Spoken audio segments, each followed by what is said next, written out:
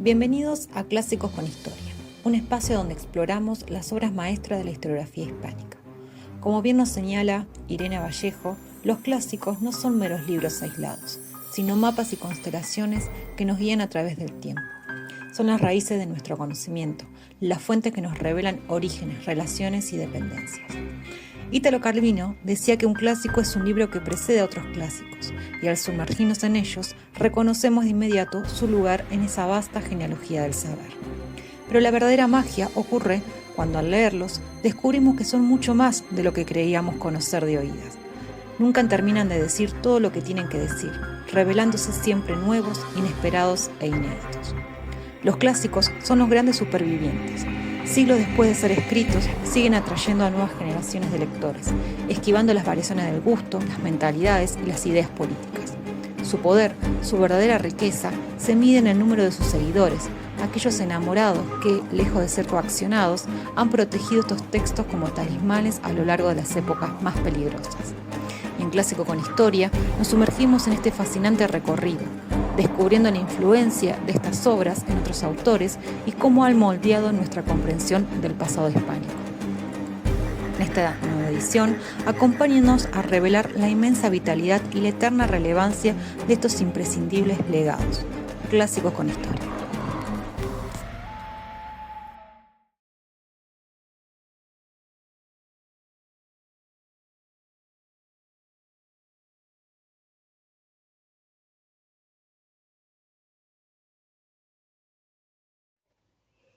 St. James Catapult, The Life and Times of Diego Gelmírez of Santiago de Compostela, de 1984, de Richard Fletcher.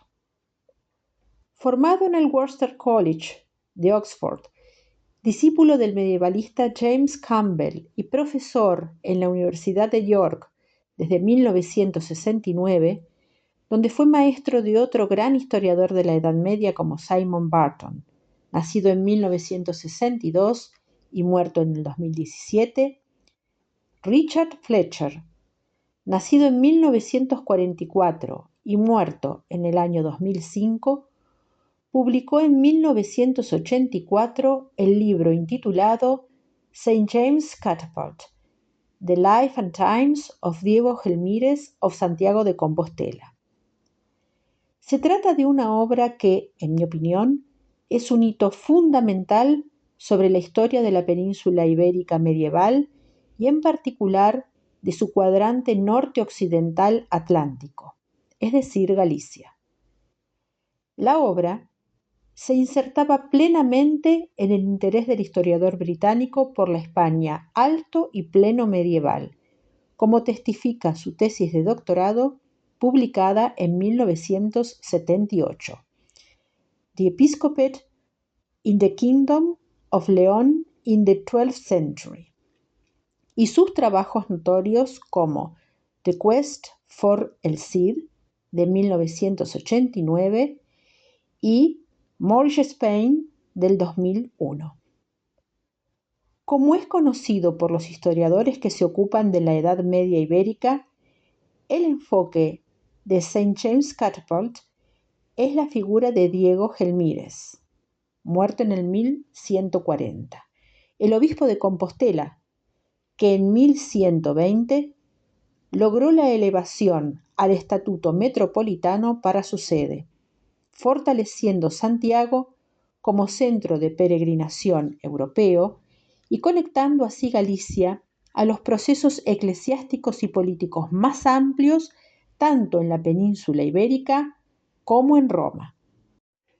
Por eso, el libro de Fletcher es, sin duda, más que una biografía, una tendencia de transformación de los géneros historiográficos tradicionales, de lo que queda como ejemplo más famoso Le Dimanche de Bouvines de Georges Duby, del año 1973, en la medida en que entramos en contacto con el protagonista, Diego Gelmírez, solo después de un tercio de la monografía. De hecho, Fletcher abre su obra con un conjunto de capítulos. El primero, Galicia; el segundo, The 11th Century, Currents of Change; el tercero, The Early History of the Cult of St. James, y el cuarto, Pilgrimage and Pilgrims, to Compostela and Elsewhere, capítulos de encuadramiento geográfico, histórico, social y cultural del territorio gallego y del culto a Santiago, que permiten al lector entrar progresivamente en los tiempos, espacios y horizontes del obispo de Compostela, en un creyendo narrativo en que Diego Gelmírez, como observa Joyce Salisbury, se transforma a lo largo del libro casi en un principio unificador de varios procesos históricos. Desde la transformación de las estructuras políticas y sociales de los reinos ibéricos en el siglo XII y las complejas y no lineares dinámicas de la Reconquista, con toda la ambigüedad que esta palabra conlleva, a la emergencia del papado romano y a las relaciones entre Galicia y la Hispania y el resto de Europa.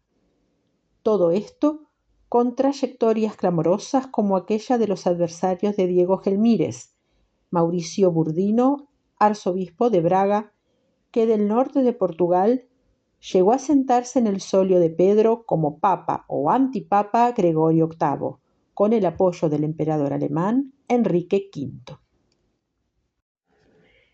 Con gran maestría, Fletcher ofrece algunas lecciones fundamentales que, sobre todo para los jóvenes historiadores, sería importante no olvidar. La historia está siempre ligada a las nociones de espacio. Sin geografía básicamente no hay historia.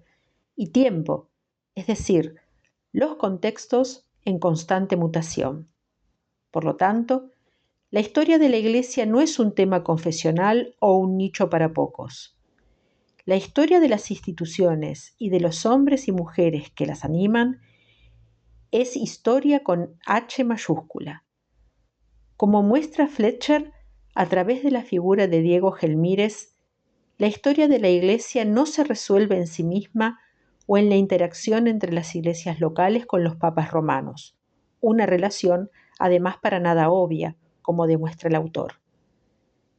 La historia de la Iglesia debe ser vista siempre de manera dialéctica. Será suficiente pensar a los problemas internos de Diego Gelmírez en su diócesis y cabildo, o sus concurrentes Braga y Toledo, en las relaciones con todos los otros poderes del territorio, reinas y reyes, aristocracias, élites urbanas, y los inevitables condicionamientos debidos a la dimensión material, financiera y económica de una determinada realidad.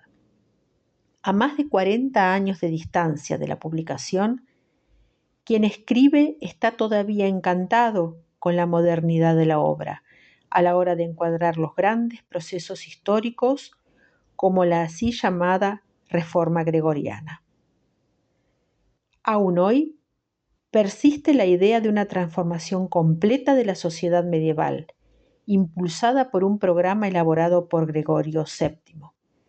Bajo esta perspectiva, todos los eclesiásticos, incluso aquellos anteriores a él, como los pregregorianos, o mejor dicho, los gregorianos malgreu, como Pedro Damián, son considerados reformadores y gregorianos durante los siglos XI al XIII.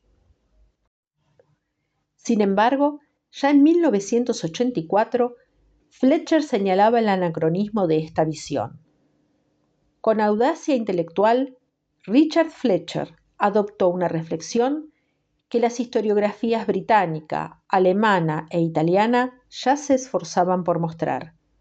Así, ofreció otra gran lección, que la historia no está organizada teleológicamente, ni siquiera la de la Iglesia romana.